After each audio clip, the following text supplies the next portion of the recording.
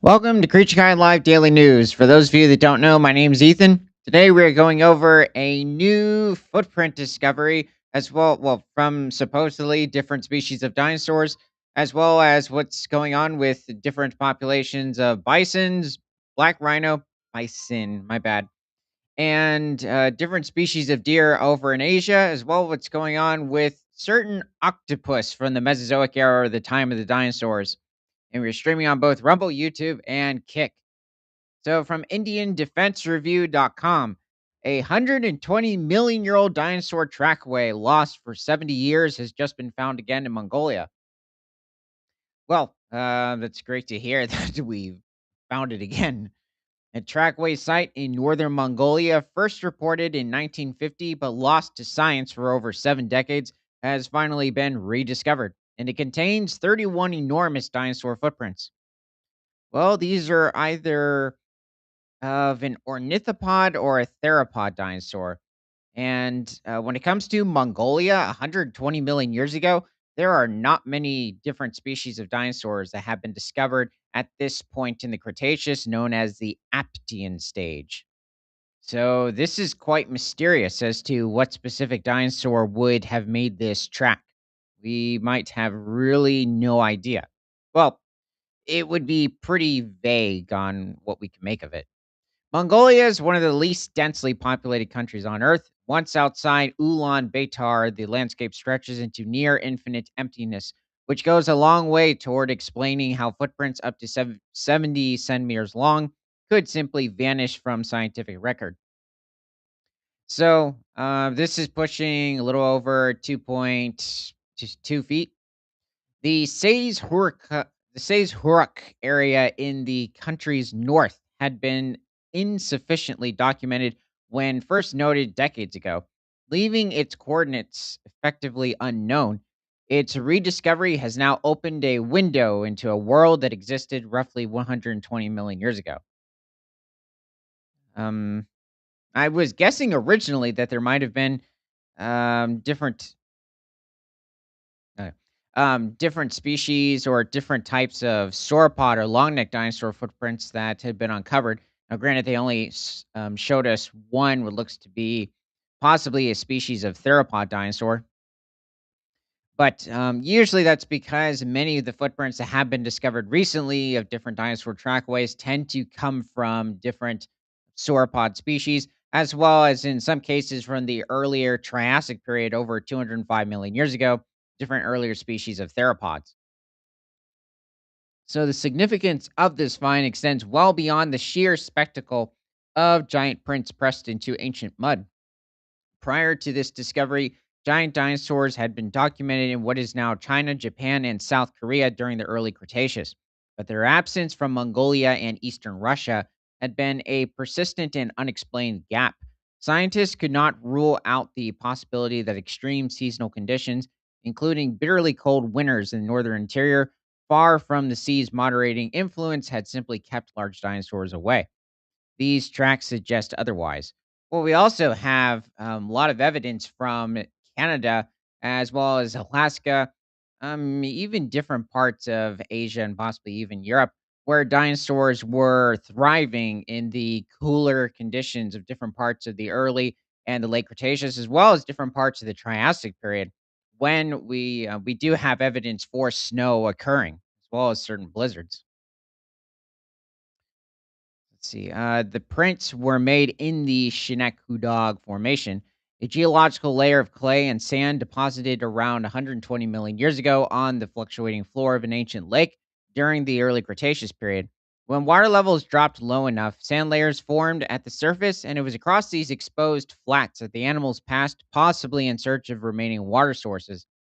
The mud hardened around their steps and preserved them across geological time. These look like sauropod footprints. Who would have made this specific, wow, footprint region? That's interesting. Um, yeah, wow, this is not a small sauropod either. I'm guessing this must be at least a 60 to 70-foot long individual or pushing somewhere around 20 meters. It's quite massive. Um, Actually, probably 20 to 25 meters. Probably weighing also somewhere around 30 to 45 tons. What's another thing? Yeah, it is unfortunate that over in Mongolia at this point, Are they're they really really that big? um, Because he's standing next to. yeah, I might be maybe the sauropod would be a bit smaller. These definitely aren't the largest footprints to be discovered of any, species of sauropod, but they're definitely reaching that size. Interesting. Possibly a small herd, but this could be of a single individual. So the site located in the Seizukura area was first mentioned in a 1950 report, according to the study published in the journal ICNOS. But the original documentation was too vague to pinpoint the location, and it remained effectively lost until its recent rediscovery. Okay, let's bring up Brontosaurus. So Brontosaur. So Brontosaurus was not existing over in Mongolia, China, or any part of Asia. It lived over in the United States in North America around 155 million years ago during the late Jurassic. I don't think I've ever heard you talk about Brontosaurus. It was a while back, but I think we might have been criticizing certain other pictures, I don't remember how far back. But, this animal is a member of the Diplodocid lineage of dinosaurs. I'm guessing that the footprints are coming in from a titanosaur, but we don't really have any confirming evidence to state that and, or prove that. And, this animal is not a member of the Titanosauridae lineage of sauropods, Wait, even though I have a happy Brontosaurus. or Titanosauridae. Yeah, this is one of those. I think it's a picture from paleo artist Charles R. Knight from the 1920s or 1930s. It's a really good snapshot of the Brontosaurus for its time. I mean, even today, it's still a good picture. But, um, it is very likely that Brontosaurus had the ability to swim. Now, was it actively searching for aquatic vegetation? It's possible now and then, but likely it was, feeding for the most part on different species of conifer trees as well as different species of ferns on the, plains of the open woodlands of the Jurassic. But it looks like he's smiling. Yes, this is a very happy Brontosaurus, and it would later give rise to a slightly larger species of diplodocid called Apatosaurus. There was a period in time when Brontosaurus was referred to as being Apatosaurus and not being its own valid genus, even though there wasn't really any proof for that. And Brontosaurus and Apatosaurus are their own distinct genre. I thought that had something to do with their head. Yeah, it turned out that the looks like the skull of Apatosaurus had not been found until the 2010s, and the skulls of Brontosaurus had already been discovered back in the 1880s. This is So, done on a canvas. yeah, this seems suggesting it's painting. Yeah, it's a canvas painting. Look Um, at the stroking here, the lines. That's from canvas. yeah, it's probably 1960s or 1970s depiction. I mean, it's not bad. I don't mind the um well, I mean, the overall, like, texture of the Brontosaur, I think looks good. The problem is this is definitely an older reconstruction of a sauropod, especially a diplodocid, where they make the legs extremely stocky. However, you could say that the legs of specifically different, more dense species of diplodocid had stockier, um I guess you could say more robust limbs compared to different members of the sauropod lineage themselves. I guess you could say also that the forelimbs on the Apatosaurus are far too small compared to the hind limbs. Most sauropods either had equally lengthed limbs or forelimbs and hind limbs, or the forelimbs were slightly longer than the hind limbs. Now, He's also dragging his tail. oh, that too. They should not be dragging their tails as well. No dinosaur drag their tails. And the neck is also too lower to the ground, and then having it where it's I'm trying to think of what type of an animal might have this sort of a trait, but it's not hitting me at the moment. I guess you could say certain birds might have this somewhat characteristic, but this is not in the case of Brontosaurus. It would likely actually be rearing up straight into, at least towards the sky, What and bird has a neck like that? not necessarily a heron or a pelican. There's certain other Oh, I know species, what you're talking about, okay. maybe a cassowary or an emu. Maybe that's who I'm thinking of, possibly an emu to an extent, maybe even a rhea. But rheas, I think, have more vertical sort of neck structures. But besides that, um, that's really the main issues are the tail dragging on the ground, the neck being far too close to the ground as well, and too short of forelimbs, just too stocky of legs overall. They still had technically a much more leaner sort of a physique, at least when it came to the legs. I'd say even the core might be a bit too thin, but I mean, still a decent painting overall. It's showing what looks to be some sort of species of Ramphorhynchid. They were quite common, the little pterosaurs, in the late Jurassic, but unfortunately, by the early Cretaceous, they would go extinct around 145 million years ago. The Diplodocids would still continue, but unfortunately, Brontosaurus would go extinct around 152 to 153 million years ago. Over in Colorado, Utah. He doesn't look like he knows that. No, he probably doesn't because he's got the brain the size of a golf ball, and he'll likely forget. So let's head back to the article. So, what researchers found, there surpassed expectations. 31 prints spread across two distinct types of trackways belong to different, very categories of animals. Very different categories of animals. Hmm. Well, it looks like there's a theropod and a sauropod in this situation. So maybe there's also some hunting occurrence, and it's not just a few animals trying to trek for some water. Two, the trackways were made by sauropods. Long necked herbivores estimated to have been more than 15 meters or about 49 feet in length. Okay, so it's a smaller species of sauropod. Still, though, those are rather large feet for a sauropod of that size. The two animals appear to have been of similar size, and based on the overlap of their prints, one seems to have been following closely behind the other, a pattern that calls to mind the way herds of elephants move in single file.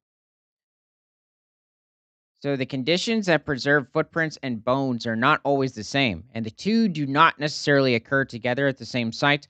However, the scientists who made the rediscovery noted the presence of nearby gravel bearing sand layers, which they believe might contain bones or teeth belonging to the very animals that left these tracks. A prospect that could significantly deepen what is already a remarkable record. So, the more unsettling part of the discovery involves theropods. According to the study, there are suspected tracks from five of them, with the animals estimated to have been between 7.4 and 8.8 meters, or roughly 24 to 29 feet in length, based on the size and spacing of their footprints. Yeah, I'm clueless as to what type of a theropod might be creating this. Well, I'm guessing it could be a species of a belly sword, but maybe it's some species of Allosaur or Megalosaur. I mean, it could be a Tyrannosaur. Let's bring up Indosuchus. So this is a species of a bellysaur, but from later on. Indosuchus.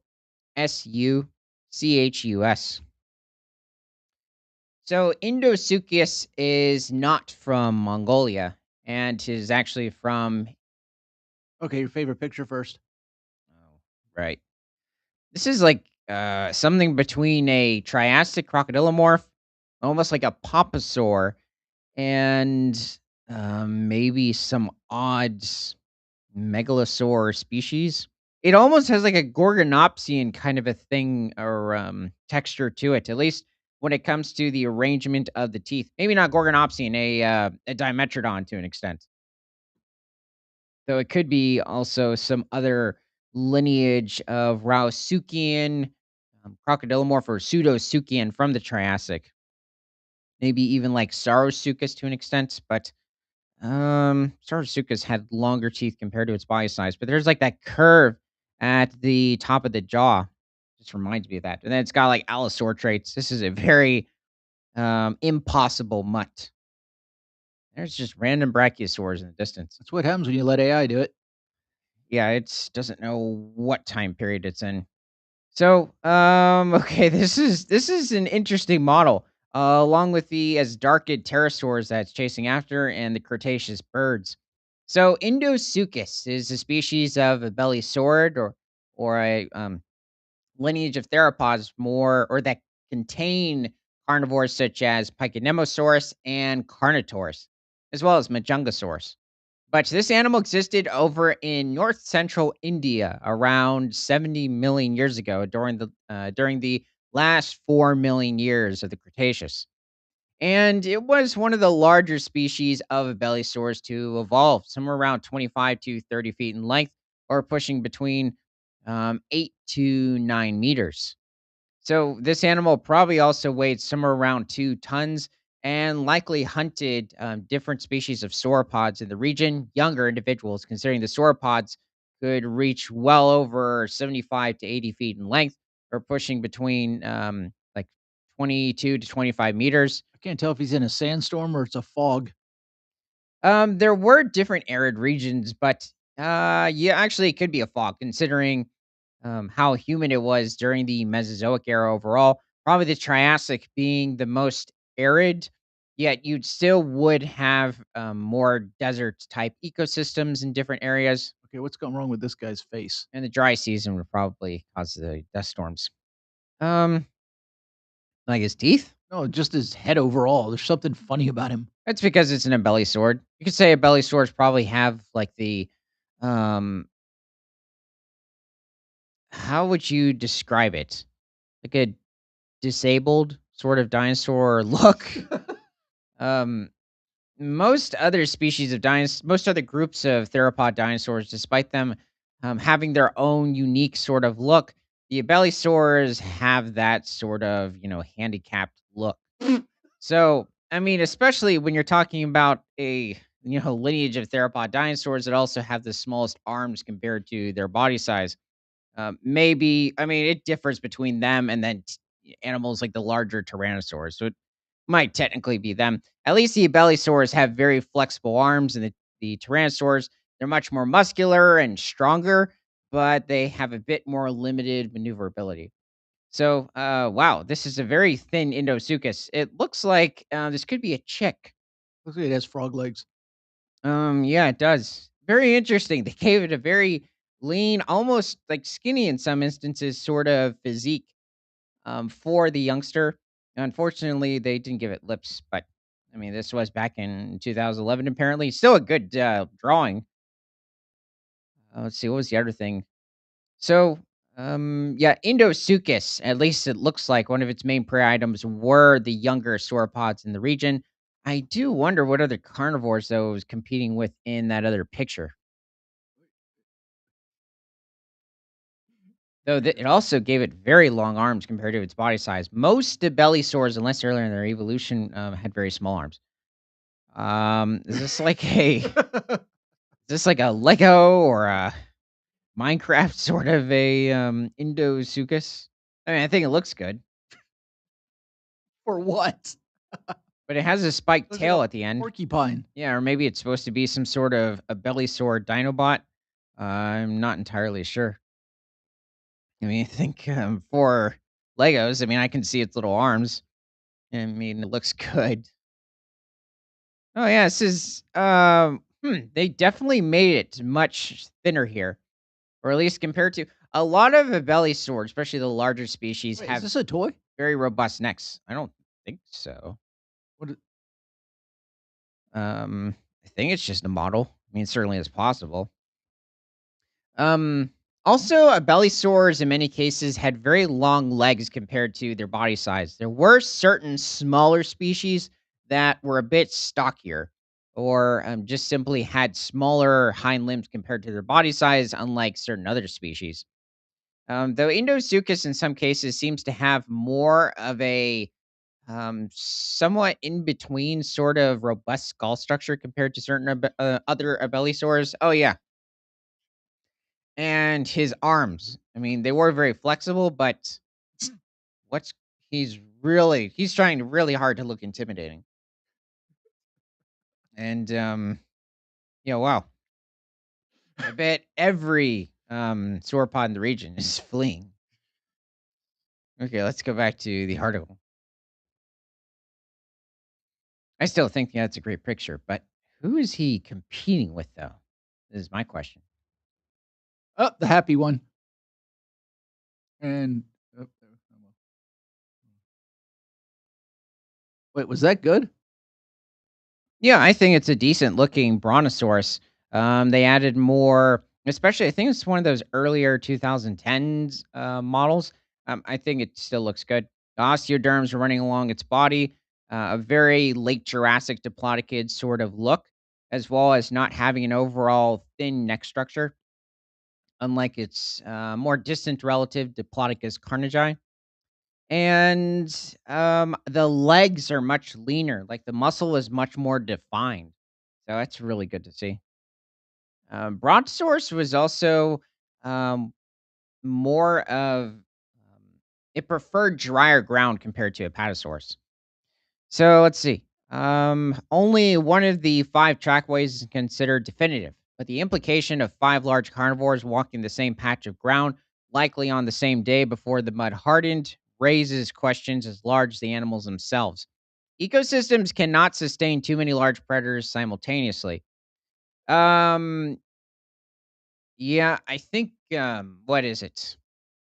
Maybe the early Cretaceous Africa would like a word. Actually, a wide variety of different ecosystems.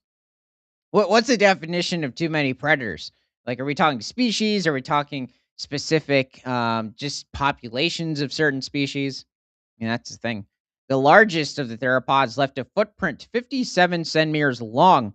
As IFL Science reported, the directions in which the theropods were moving appeared to be random rather than coordinated, which makes a hunting pack explanation unlikely. The researchers suggest instead that some rich feeding opportunity drew all of them independently to the same location. Like there was some massive die off of certain herbivorous dinosaurs. And what's another thing? I think what I was trying to say earlier was that there have been different fossil sites where there were many more predators compared to the herbivores, but you need more herbivores on the landscape to supply. It depends on what the carnivores are eating. If they're piscivores or they feed on fish, in certain cases, the fish are feeding on other animals, but more specifically like krill, um, or certain other plankton. And then there's the phytoplankton that the krill are feeding on. North America had, um, okay, it's just being a bit redundant. So that's it. Very mysterious. Interesting. R7 Playrez said that the Abelisaurids mostly have a bulldog head.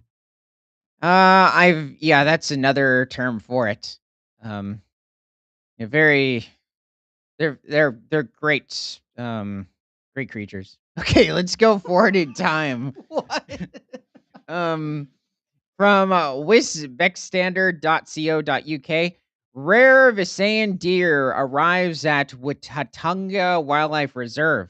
So this is a rare species of deer native to the Philippines, one of the four species of deer that are native to the island, well, the country. Well, these two look relatively cheerful and healthy.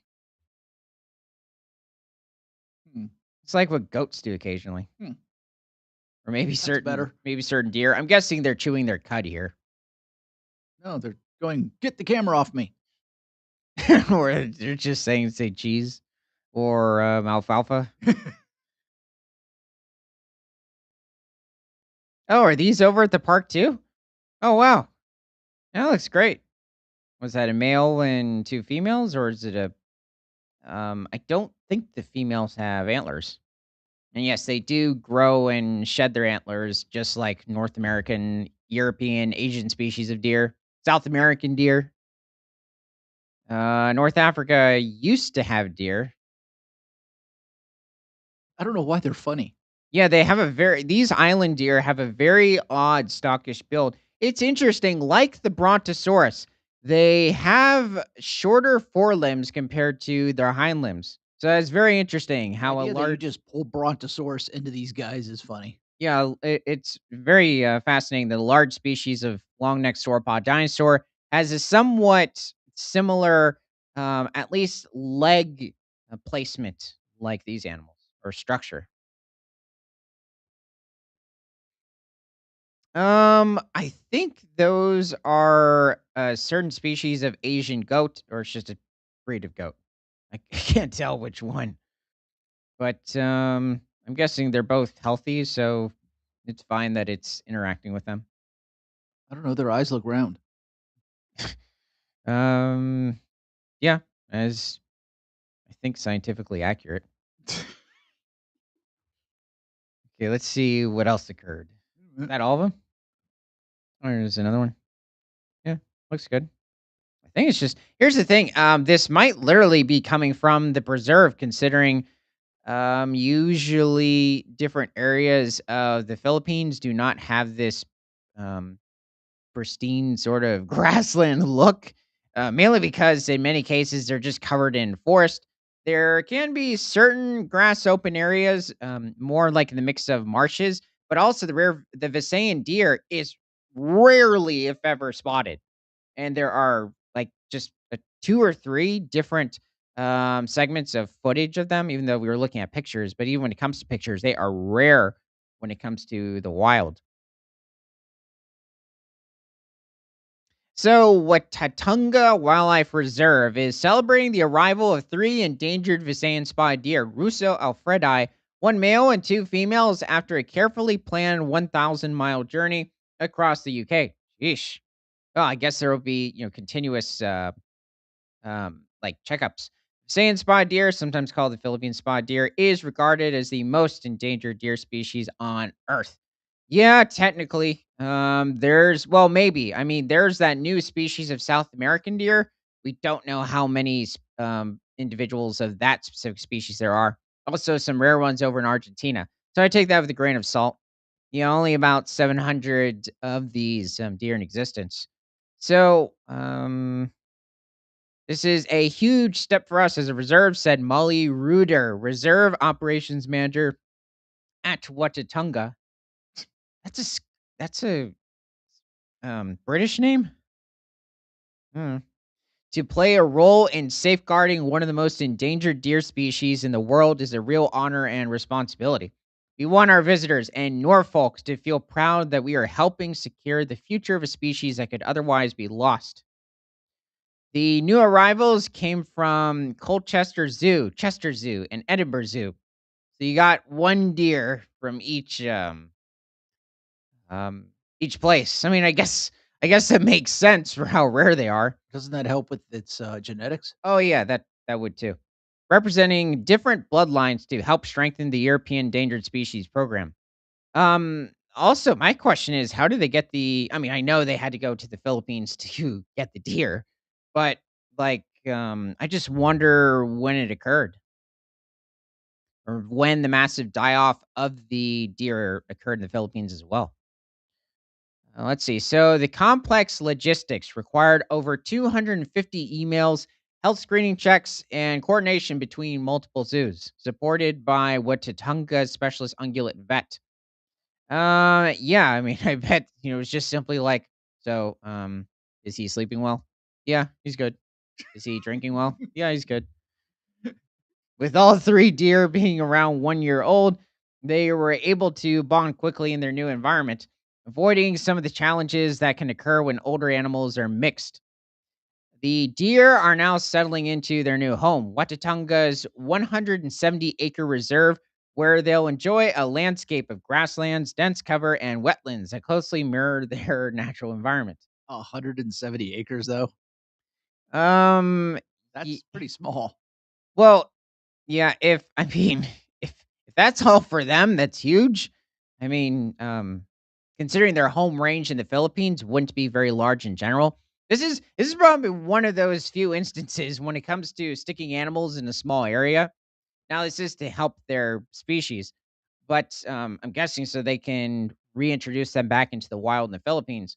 But since they're a dwarf island animal, yeah, it's fine.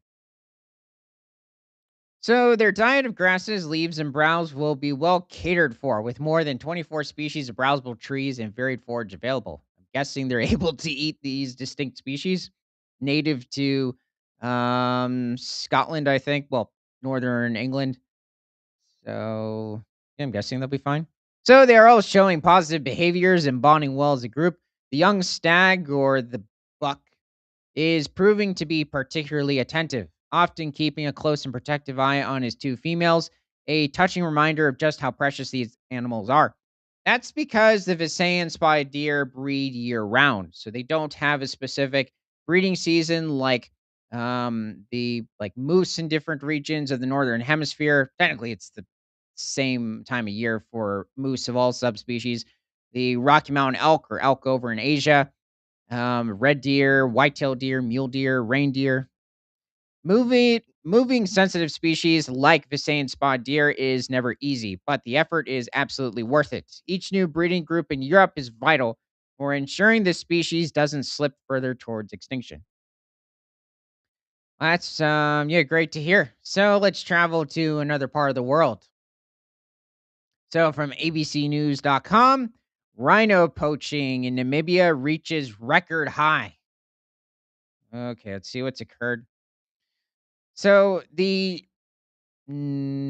London, the Namibian government has announced that the number of rhinos poached in the southern African nation reached a record high in 2022, rising by 93% since 2021. This is a bit shocking considering Namibia's at least in, recent decades has been quite mm, at least it sounds like conservation wise docile.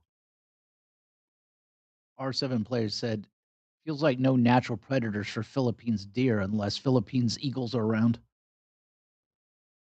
Yeah, when it comes to predators over in the Philippines, really because I haven't focused too much on the region, I don't know of any that would feed on the deer outside of people, which are technically a natural predator. The problem is it's just over, hunting. Who's going to eat a deer the size of a cat? Those same people that eat the cats. So there were anyway, back to Africa. There were 87 rhinos killed in 2022, 61 black rhinos and 26 white rhinos. Geez, that is ouch. That's bad. Compared to 45 in the previous year, according to new data from Namibia's Ministry of Environment, Forestry, and Tourism. Elephant poaching figures, however, have steeply declined, falling from 101 in 2015 to only 4 in 2022. That is weird. The elephant poaching went down, but the rhinos skyrocketed. I guess there's a lot more they can get from the rhinos, considering I'm guessing the numbers increased, but I think it's like for 2.2 pounds, around a kilogram of rhino horn, or is it the whole horn? One or the other is like somewhere around $110,000 worth. But geesh, yeah, that's not good considering it takes a long time for rhinos to reproduce, also to get to a specific reproducing age. So that's a heavy toll. Most of the recorded poaching incidents occurred in Etosha, Namibia's largest national park. Gosh, and in Etosha National Park over in north central Namibia. That's insane. So it's just west of the Okavango Delta in northwestern Botswana. So we note with serious concern that our flagship park, Etosha National Park, is a poaching hotspot. Romeo Muyanda, Chief Public Relations Officer of the Ministry of Environment, Forestry, and Tourism, said in a statement. In June 2022, Namibia's Minister of Environment and Tourism, Bohamba Shifita, announced the agency was investigating staff at Etosha National Park, some of whom were suspected of working with poaching since syndicates that had recently killed 11 rhinos in the park. Wow, that is nuts. Yeah, the rangers that are working with poachers. I did wonder, though, if that would occur over in Africa in different areas. This is not a normal incident of 11 rhinos poached in such a short time. Shifita said at a press conference at the time, adding the perpetrators had been arrested. The new data has raised concerns among conservationists across Africa. Namibia is home to the third largest black rhino population on the continent. According to Save the Rhino International, a rhino conservation charity, there are only 6,195 black rhinos and 15,492 white rhinos remaining in the world. Um, yeah, when it comes to the white rhinos, it might be slightly more. However, there seems to be poaching going on with them, um, to an extent still. So maybe that is about right. I was thinking somewhere around 17 to 18,000, however. Nina Facione, executive director of the International Rhino Foundation, told ABC News she shares Namibia's serious concern about the rise in poaching. I mean, this is really weird for Namibia. Poaching is a bit of a common occurrence in, I mean, it occurs practically in every sub-Saharan African country, but I guess certain areas, which it really doesn't make any sense for it to be occurring to a major level, especially like Kruger National Park. It's been occurring over in South Africa, so that's odd. Um, but yeah, it's just shocking for Etosha. So Namibia has become a stronghold for rhinos in Africa, with the largest population of black rhinos. Very true, and the second largest population of white rhinos in all of Africa.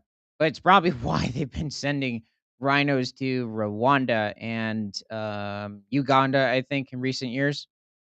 Poaching efforts are masterminded by well funded criminal syndicates. Yeah, just being repetitive.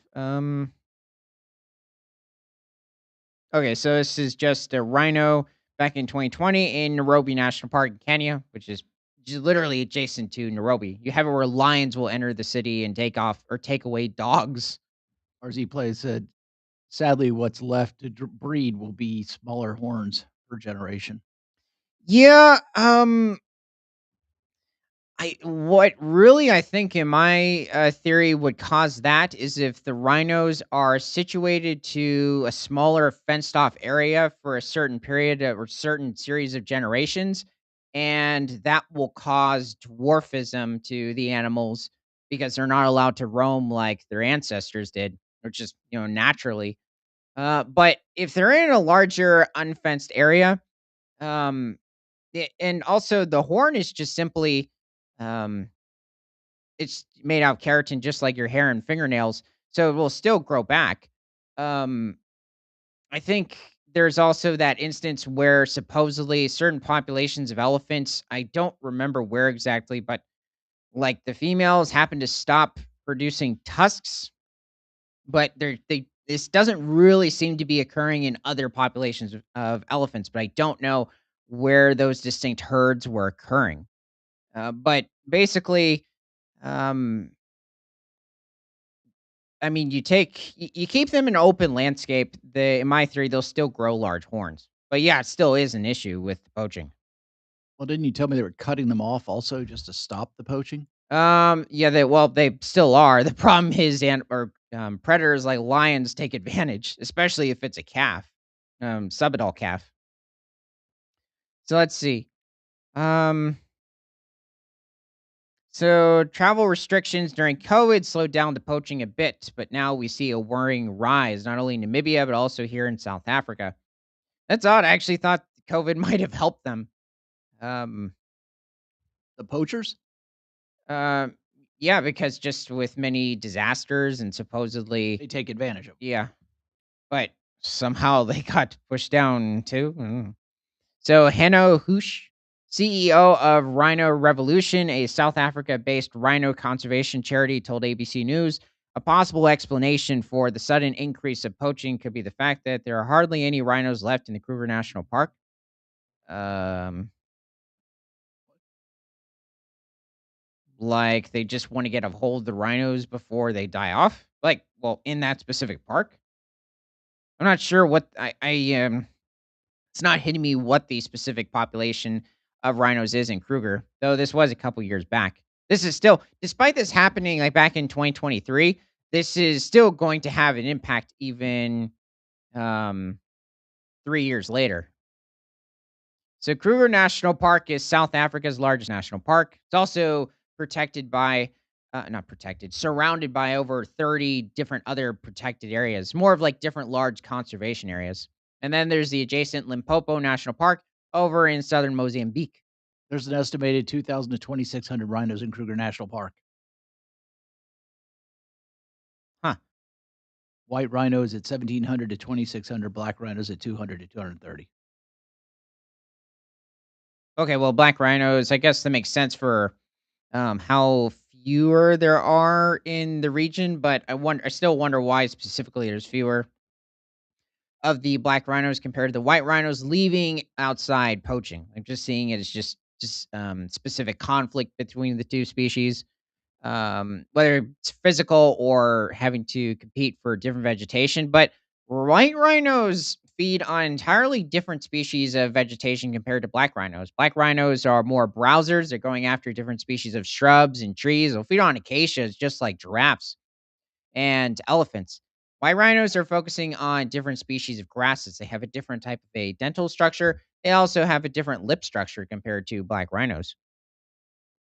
That is interesting, but yeah, it's okay. That's an odd comment. So, due to the fact that there are hardly any, no, they're there. Um, Supposedly it's lost over 70% of their population over the last decade.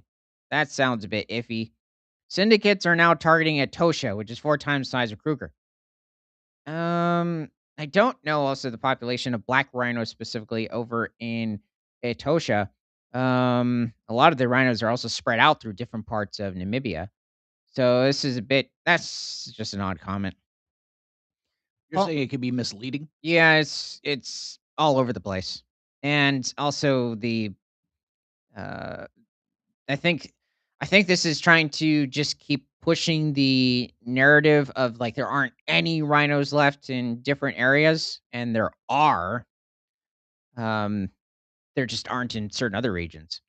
So Paul Naden, conservationist and director of Saving the Survivors, told ABC News that cartels and gangs trying to meet relentless demand for rhino horns, largely from Vietnam and China, are driving up poaching numbers. Um, well, it's just odd because in 2010, especially like 2013, 2014, you had it where thousands of elephants were being taken out like a very short period of time, and it was just really odd how that occurred. Um, and then all of a sudden there was that bit of like a rhino spike in poaching to an extent, and now this. Oh yeah, and then quickly the elephant poaching just disintegrated. Not that it still doesn't occur, but nowhere to the extent, which is odd. Mystic Mountain Morphs is back. Okay, so let's see. Yeah, we're on the rhinos. So as the number of rhinos diminishes, worrying state of affairs for Namibia. It should be a wake up call to the world. I okay. I was going to say something else, but slipped my mind. Let's head to another part of the world. This is now just annoying. From foxweather.com. I care about the rhinos, but I just can't stand those CEOs. 100 bison relocated from Arizona National Park in effort to manage overpopulation. Let me guess, it's coming from somewhere where the bison are causing a lot of erosion and they weren't native to in the first place. Since the effort started, 306 bison have been removed from the North Rim Grand Canyon National Park. Yep, as I suspected, this herd. So they thrive in a certain open area in different open woodland adjacent to northern. Well, they're in northern Arizona, but adjacent to the Grand Canyon. The problem is that they're simply overgrazing for the region, and um, they're also causing a lot of erosion in the area as well. Like this ecoregion is not suited for constant bison rubbing in the dirt, and as well as just the overall trauma and browse or grazing by the animals. So I don't remember exactly when they were introduced here, but bison really aren't native to much of Arizona at all. It's mainly different areas of Utah. You could say sparse areas of Nevada, Idaho, Montana, Wyoming, Colorado. Certain areas of possibly northern New Mexico, definitely eastern Colorado as you head to the Midwest, like Kansas. But here in Arizona, not really. Um, they're more of a hazard. Mystic Mountains more says rutting. Um, well, if you're talking, well, specifically when it comes to the rut, that occurs from like early July. It can start as early as late June, but usually it's like early July to mid August. Said you left out Kansas and Oklahoma. Yeah, yeah, it's true. Kansas, Oklahoma, South Dakota, North Dakota, and well, technically, if you go far enough back to the 1600s, you had bison all the way into Pennsylvania, as well as hitting the east coast of North Carolina. Technically, even today, over in Florida, there's a herd over in a certain state park, and they are native to the region. A wide, much of Texas, even over northern Mexico, but many arid regions or semi-arid regions of like California, Arizona, and New Mexico, they're not native to. So, see what's going on here. As part of a relocation project that began in 2018, 100 bison were relocated on Friday from Grand Canyon National Park in Arizona to South Dakota. The bison from the kebab Plateau bison herd were moved from the north rim of Grand Canyon National Park to the Intertribal Buffalo Council, which transported them to yeah, it's funny. Which I just picture a bunch of buffaloes sitting around a table having a conversation. yeah, it's like a certain movie, which transported them to the Cheney River Sioux tribe in South Dakota, Grand Canyon National Park said in a news release. Since the effort started, 306 bison have been removed from the North Rim Grand Canyon National Park. Out of those 282 bison were transferred to 8 American Indian tribes through an agreement with the Intertribal Buffalo Council. Okay, Mr. Mount Morris now said, not so much in Nebraska unless they're being farmed. Um, I think that's the case for much of the Midwest, considering a lot of the prairie has been converted to different cropland. But yeah, there's around 500,000 to 600,000 bison in semi-captive situations. Basically, most of them are out in the pasture and free roaming. In Grand Canyon National Park, bison are only found in the North Rim, the park's website. The plan to relocate the bison was initiated in 2014 by the National Park Service. The goal was to decrease the size of the population of bison to protect resources in Grand Canyon National Park. They should just be completely sent away. I mean, yeah, you could say it takes away just from the bison feel of the area, but they're not really benefiting the landscape at all. It's fine with the mule deer and the elk in the region. Simply just get rid of the bison. By 2017, the plan to relocate the bison from the park was finalized, and in 2018, relocation began. Yeah, I thought I had heard about earlier relocation of bison from North Rim to elsewhere in the United States or just sold off to auction. Are you talking about smash burger bisoning them? Sounds good. So, approximately 378 bison lived in Grand Canyon National Park as of the summer. This successful relocation is testament to the collaborative efforts of all our partners, Grand Canyon Superintendent Ed Kiabel said in the release. It represents a significant step toward achieving our long term goals for bison management and conservation. By 2025, the National Park Service hopes to reduce the size of the bison population in Grand Canyon National Park to 200. Oh, yeah. This was, a bit, maybe a couple years back. Still, though, just get rid of them.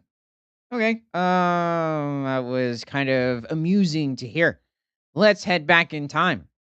From Sci News. In Cretaceous oceans, giant kraken-like octopuses or octopi. I guess octopuses is okay, or it's accepted if you're referring to different genre or species of octopus. May have been top predators. So I wonder what time um during the Mesozoic this is, because I don't focus on Mesozoic or prehistoric octopi in general for the most part. There were different large species of squid that coexisted with megalodon back in the Pliocene epoch around 3 million years ago, so the giant shark. And when it comes to octopi, I don't know of any fossils that we have found that might have coexisted with the giant Otodus megalodon shark, but this is mysterious. Supposedly coming in from Japan too. Wait a minute. Is it possible that it grew up with, Godzilla? Yeah, probably at this point. For hundreds of millions of years, marine ecosystems were thought to be dominated by large vertebrate apex predators. Invertebrates served as smaller prey. However, unlike shelled invertebrates, octopuses followed a unique evolutionary trajectory. Wonder when this is occurring in Cretaceous as well. Instead of protective shells, these creatures evolved soft bodies, which gave them unprecedented mobility, vision, and intelligence. Some of these species grew to enormous sizes too and have functioned as top tier predators, yet their precise ecological role has remained uncertain due to limited fossil evidence. So, our findings suggest that the earliest octopuses were gigantic predators that occupied the top of the marine food chain in the Cretaceous. No, not even close. I mean, with all due respect to the octopus, there were mosasaurs, pliosaurs. Those were the apex predators of the Cretaceous oceans. Not the octopus. It might have had a very large beak that was capable of crushing bone, but not the top predator. They would easily eat this animal, said Professor Yasuhiro Aiba, a paleontologist at Hokkaido University. Based on exceptionally um, well preserved fossil jaws, we show that these animals reach total lengths of up to nearly 19 meters. Whoa, that is huge. It's pushing 60 feet, which may have surpassed the size of large marine reptiles of the same age. Well, yeah, it would have. There were likely certain species of mosasaurs that could reach that length, but also weighing somewhere around 15 to 20 tons and very robust, easily capable of making quick calamari out of these octopus. So the most surprising finding perhaps was the extent of wear on the jaws. Really, they found wear on its beak. That's interesting. Mr. Mount Morph said, "That's a big sucker."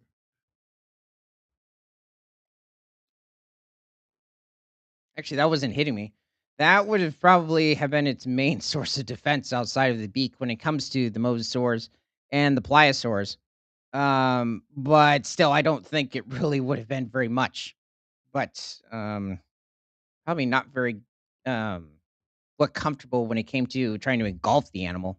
In the mosasaur or pliosaur's case. Produced when biting into hard prey, wear on the jaw leaves characteristic damage similar to the damage seen in modern shell crushing cephalopods. Measurements of an octopus jaw can also be used to estimate their overall body size. In their study, Professor Iba and colleagues identified clear signs of wear on 15 large fossil jaws of ancient octopus relatives previously reported from Cretaceous sediments of Japan and Vancouver Island, Canada. Wow. Didn't know we found any octopus from Vancouver Island. Additionally, they discovered 12 jaws of fin octopuses from Cretaceous rocks of Japan through the digital fossil mining method. In analyzing these new specimens, they identified two main species, Nanimoteuthis gillespie and Nanimoteuthis hagartai. These finned octopuses, Nanemateuthis hagartai in particular, grew to exceptional sizes ranging from 7 to 19 meters or 23 to 62 feet. That's still huge for a giant octopus. Not necessarily surprising for a giant squid. I I mean, think still we'd be both are eaten. massive.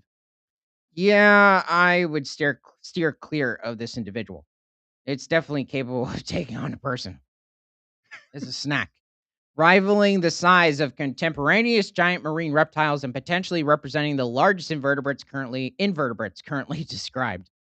Moreover, in the largest individuals, the jaws showed extensive wear. So I'm guessing they're coming into contact with a lot of robust organisms, maybe feeding on ammonites, with once sharp features in small juveniles becoming blunted and rounded over time. The wear pattern suggests that these creatures were active carnivores that routinely crushed hard shells and bones with powerful bites. Kind of like, I guess, what might happen to male hyenas because they're forced to, I mean, they're at the bottom, they're below the lowest female in a spotted hyena clan, and they really are only feeding on like different bones of animals, and they're having to get to the bone marrow, and that quickly wears down their teeth. So that sounds unfortunate. I really wonder how long these animals lived for. They use their long, flexible arms to seize prey while dismantling it with their strong beaks, a behavior that has been linked to advanced intelligence. This sounds painful. Um, Actually, it I don't reminds me of that bat. like that hunted the birds. Yes. Oh, yeah. Um, I think it would be quick though. I think with the bats, it's not as quick. With this, it's just simply tearing apart the ammonite. Um, but I don't think it takes a lot of intelligence to do that. Just grabbing the ammonite and sticking it in your mouth. This study provides the first direct evidence that invertebrates could evolve into giant, intelligent apex predators in ecosystems that have been dominated by vertebrates for about 400 million years. Actually, it looks like recently that octopi, have been around since the Devonian period, or about 380 million years, or at least before the dinosaurs. They existed for around 100 and well, if you're starting it from about 240 million years ago, I guess it's pushing somewhere around 140 million years. So, our findings show that powerful jaws and the loss of superficial skeletons, common characteristics of octopuses and marine vertebrates, were essential to becoming huge, intelligent marine predators. I'm going to give the intelligence to the marine reptiles. The octopi, I mean, they're not I mean, here's the thing, when it comes to, squeezing out of small areas, you could say it's more of like a certain mutation that they evolved, but it doesn't take a lot of intelligence to just simply move and efficiently um just squeeze through a small area. Um I think, their bodies like they also just overall, I guess, well equip them for life on the sea floor. But outside of that, I don't think there's much to them. Okay, so Well, I mean, there is, but Mystic Mountmore says that would only that would only work on gauging certain species right because some may have genetics that would cause larger or shorter specimens like I'm trying to pronounce this word. Heterozo heterozogous? um, I don't know what the word is. I think it has to do with the variety of different genetics. I think is it homogeneous, homozygous? It's very limited. Did it pop up? You can't see it? No. I see the word. Oh, I didn't look it up. Get off there. Oh, okay. Maybe I was confusing it with another. There's a wide variety of different genetic words with homo and hetero in them. So I guess I mixed up with two others. Um, oh, I don't really know how to answer this question when it comes to the octopi in general. Um, yeah, I don't know what to say about that. Okay, well, thanks for joining. And from prehistoric to present, my name is Ethan. This is Creature Guide Live Daily News. We're streaming on both Rumble, YouTube, and Kick. And remember, nothing's better than all animals all the time.